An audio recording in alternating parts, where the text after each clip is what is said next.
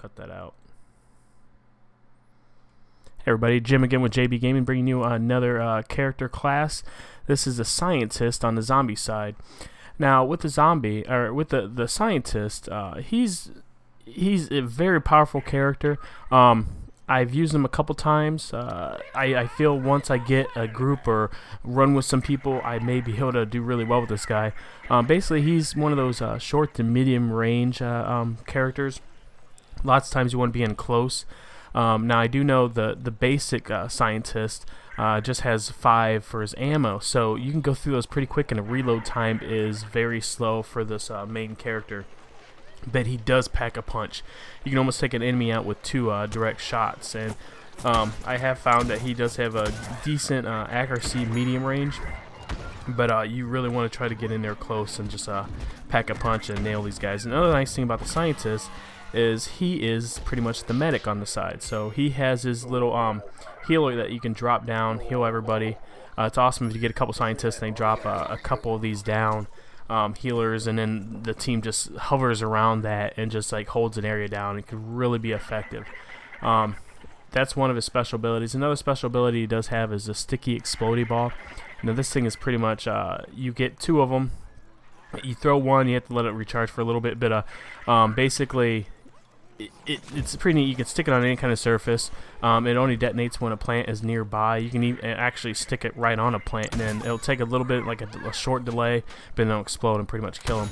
So that is another awesome ability. The one thing I find when I'm using these is I have to get used to the arc and how high you throw and how far you can actually throw these things, because it's a little bit different. I notice when I'm used to playing other first-person games, throwing grenades and things. I'm going to this game trying to get used to it, so it'll take a little bit of a learning curve on trying to figure out how far you can throw them, the arcs, all that kind of stuff, but they're very effective sticky explodey balls. So the last ability that your scientist comes up with is warp.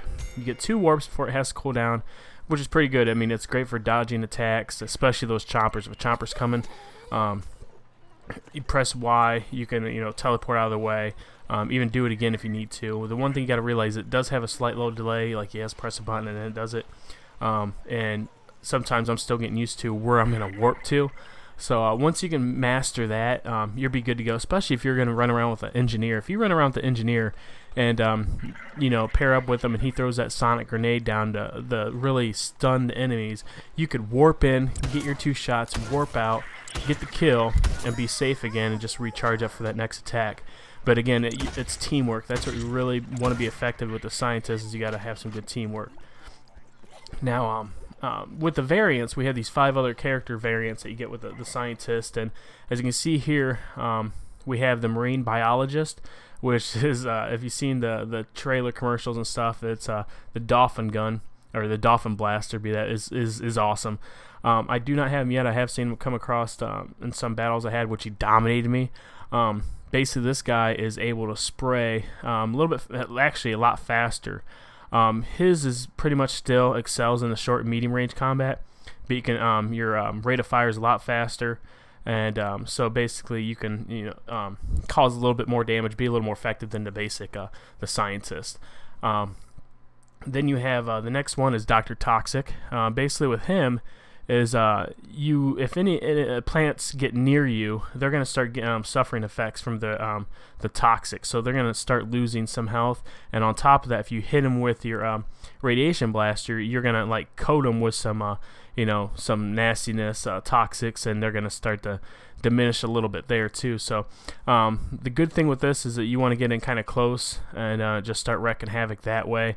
It's also good if you kind of want to throw a grenade first and then get in there. Kind of, if you throw a couple grenades, it kind of keeps them from going certain areas. You can kind of lock them down an area, just get close, blast them a little bit with that gun. So he's another awesome character, which I do not have. Wish I did. The next is a physicist.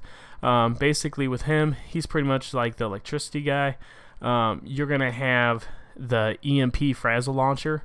Now with this, you're going to have to really want to be up close. I mean, you can be further away, but the launcher drops off damage the further away from the target. So you really want to use that. Plus, if when you shoot anybody, if there's any other plants around the area, they're also going to get some damage from, like, I guess the spread from it. So it's nice when there's a group of them you're shooting, you can actually hurt the group and just not one of them. So that's a little plus side with the physicist. The physicist. The other one is the astronaut. The astronaut has a moon rock launcher. Now with this moon rock launcher, he's made more of a long range guy. Basically, he can hit surprisingly hard too from when he's out long range. So you know, if you want, you could use those sticky balls to kind of discourage the plants from trying to, I guess, get away from you in a sense. And then use your warp to kind of get away from them a little bit, give yourself some distance, and then you can actually use this moon rock launcher and really cause some damage that way. So he's pretty much probably going to be the guy you can use furthest away. And be effective, where you don't really have to get that medium to close range combat to really be effective. This one is probably, if you don't like those close quarter battles, you might want to pick this guy for a little bit farther distance. Then you have the chemist. The chemist, I do not have him. I haven't even really seen him that much. But what I've found out with this guy is he is the shortest range character. I guess the weapon has the shortest range of all the scientists. His weapon is the chemical beaker blaster. Now, you basically have to be right in front of the enemy to deal damage. But fortunately, if you're right there, you're gonna pretty much nail them really fast. I mean, this guy has the most damage out of all of them, and also has a good rate of fire. Now, if you use your weapon mods, like all the weapon mods for the scientists are gonna be again, increased ammo, faster reload speed, and increased damage. So if you have the weapon mod with this guy, you're really gonna cause a lot of havoc, because this thing has enough damage as it is, and imagine having that damage increase with the mod. You're gonna do a lot. So you could actually warp in, get that one shot. I don't know, but it could be actually a one-shot kill. I haven't confirmed it because I don't have the character to know, but I know with the other scientists it's pretty much a two-shot. So I would think with this guy, you could probably do a lot of damage up close, one shot, be done with it. But yeah, if you know how to use the warp really well and all your special abilities, this guy could be the most dangerous scientist in this class. So I mean, again, you're gonna have to really master that warp, but if you can, I mean, you could cause a lot of damage with this guy. So that's with the special characters and the normal scientist. Now we're gonna go over to the accessories and hats and all that kind of stuff. You look here, you see the scientist hats. Again, if you guys want, you can pause the video, take a look at all these. I'm not gonna really hang and talk about a lot of them because I don't have these scientists or have these firsthand. So just take a look at the picture, see what you got. But these are the scientist hats. Up next, we have the scientist facial hair. Again, there's not too many, but you get a good idea here what they are. And then we have the scientist accessories.